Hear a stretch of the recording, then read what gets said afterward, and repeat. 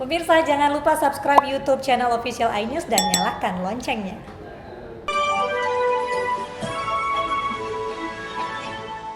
Pemirsa, Partai Demokrat versi KLB akan mengajukan gugatan ke Pengadilan Tata Usaha Negara setelah Kemenkumham menolak permohonan pengesahan hasil KLB. Meski demikian, pengurus Demokrat versi KLB menerima keputusan Kemenkumham.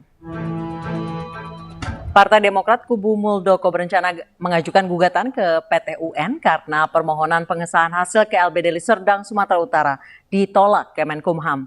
Partai Demokrat versi KLB menganggap penolakan Kemenkumham tidak menentukan kepengurusan Demokrat versi KLB.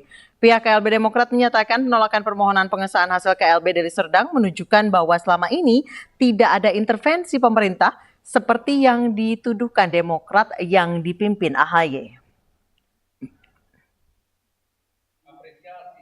Puncak kisruh Partai Demokrat akhirnya diselesaikan pemerintah. Menteri Hukum dan HAM menolak kepengurusan Demokrat KLB karena ada beberapa persyaratan yang belum lengkap. Dengan adanya keputusan ini, pemerintah kembali menegaskan tidak pernah mengintervensi kisruh Partai Demokrat.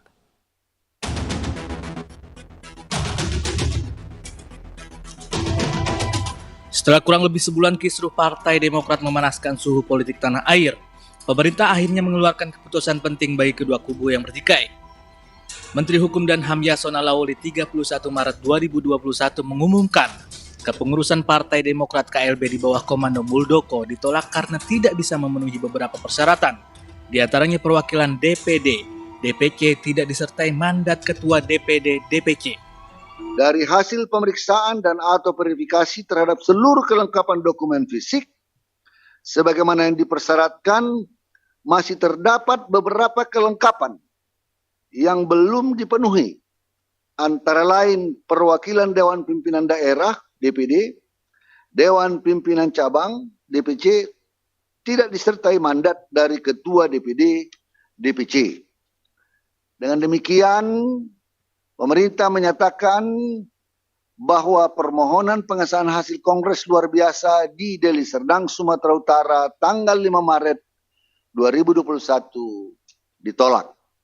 Atas nama segenap pimpinan, pengurus, kader, dan simpatisan Partai Demokrat di seluruh Indonesia, saya mengucapkan terima kasih dan penghargaan yang setinggi-tingginya kepada Presiden Republik Indonesia, Bapak Joko Widodo,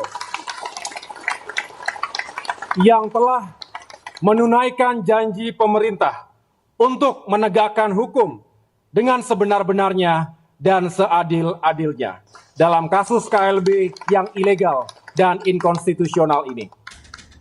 Demokrat KLB berniat mengajukan gugatan ke Pengadilan Tata Usaha Negara terhadap keputusan Kemenkumham. Sikap politik Partai Demokrat KLB akan disampaikan dalam waktu dekat. Tim Liputan iNews melaporkan. Pemirsa, desain Istana Presiden di Ibu Kota yang baru yang berbentuk burung Garuda viral di media sosial dan menuai pro kontra. Meski RUU Ibu Kota Negara Baru sudah masuk prolegnas prioritas, proyek pembangunan di Ibu Kota Baru dinilai tidak urgent di tengah pandemi COVID-19.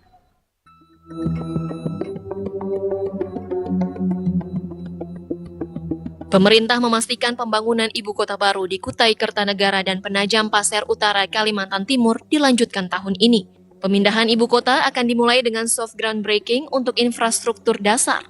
Sebelumnya, proyek pemindahan ibu kota tertunda karena pandemi COVID-19. Pemerintah telah mengumpulkan berbagai desain ibu kota baru dengan menggelar sayembara gagasan desain kawasan ibu kota negara pada 2020 lalu.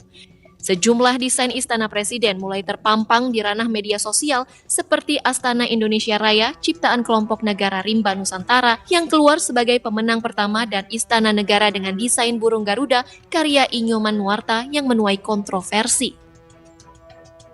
Proyek pembangunan ibu kota baru diperkirakan akan memakan biaya sekitar 500 triliun rupiah. DPR sudah menjadikan RUU Ibu Kota Negara Baru sebagai salah satu prioritas program legislasi nasional 2021.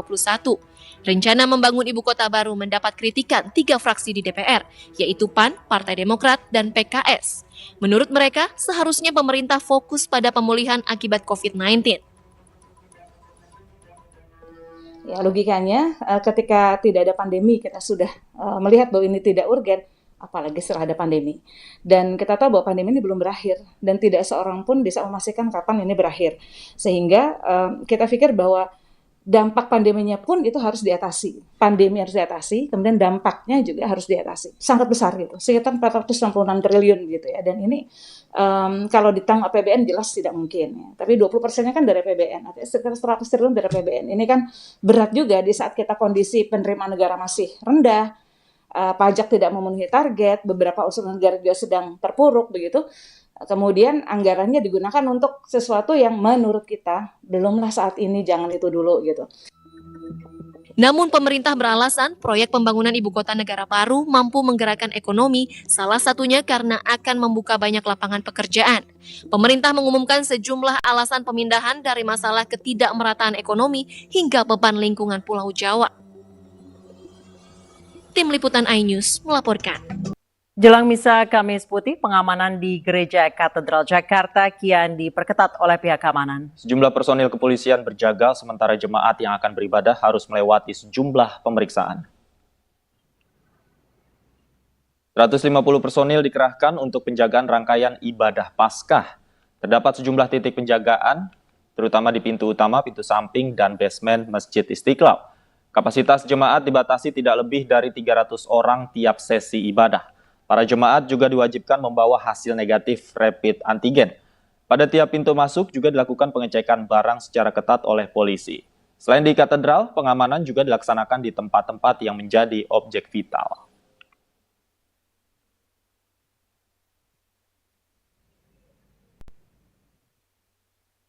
Dan untuk mengetahui situasi terkini dari Gereja Katedral, sudah ada rekan kami Baby Kristami di sana. Baby, bagaimana situasi penjagaan di sana jelang Hari Raya Paskah esok? Selamat sore Davi, Anissa, dan juga pemirsa. Memang pasca terjadinya aksi terorisme bom bunuh diri di Gereja Katedral Makassar, Sulawesi Selatan beberapa hari lalu, penjagaan di Gereja Katedral Jakarta Pusat ini diperketat oleh pihak kepolisian dalam rangkaian ibadah Paskah, di mana pada hari ini yaitu merupakan peringatan Hari Kamis Putih, yang di mana juga setidaknya ada sekitar 150 personel gabungan dari TNI, Polri, dan juga Pol PP yang sudah bersiaga di sekitaran Gereja Katedral Jakarta Pusat. Tadi kami juga sempat berbicara dengan Kapolsek Sawah Besar AKP Maulana Mukarom, di mana ia mengatakan bahwa ada 6 titik utama penjagaan dari petugas keamanan, yaitu di depan pintu gerbang Gereja Katedral, lalu di samping Gereja Katedral, dan juga di tempat parkiran jemaat Gereja Katedral, yaitu di basement Masjid Istiqlal. Dan penjagaan-penjagaan ini juga maksimalkan dengan adanya 1 unit mobil taktis serta 1 ekor K9 dog yang juga dikerahkan untuk pengamanan setiap orang yang masuk ke Gereja Katedral dan orang-orang yang lintas di sekitaran Gereja Katedral pada saat rangkaian ibadah Paskah pada hari ini sampai dengan Minggu mendatang. Jika berkaca dari kejadian beberapa hari lalu, aksi terorisme memang terjadi di beberapa lokasi. Sehingga pada tahun ini memang berbeda dengan tahun sebelumnya, jika pada tahun lalu rangkaian ibadah Paskah penjagaannya dikerahkan 100 personel dari pihak kepolisian dan juga gabungan di TNI Polri. Namun pada hari ini ditambahkan 50 personel tambahan sehingga totalnya yaitu 150 personel ya. Davi, Anissa, dan juga pemirsa, memang saat ini terdapat info bahwa Kapolda Irjen Pol Muhammad Fadil Imron akan juga mendatangi Gereja Katedral Jakarta Pusat untuk memastikan bahwa penjagaan dilakukan secara ketat dan juga jemaat dapat melakukan ibadahnya dengan khusyuk tanpa rasa takut ataupun ancaman aksi terorisme. Penjagaan ini akan dilakukan sampai dengan hari Minggu mendatang dalam rangkaian ibadah Paskah, dan tadi juga kami melihat bahwa jemaat yang masuk ini sudah mulai efektif penjagaannya dari sejak pukul 17 waktu Indonesia Barat sampai dengan nanti malam sekitar pukul 21, karena di jam-jam tersebut ini merupakan sesi ibadah Kamis Putih. Terdapat juga logam detektor untuk memeriksa barang bawaan para jemaat dan juga dicek rapid test antigen dengan hasil negatif.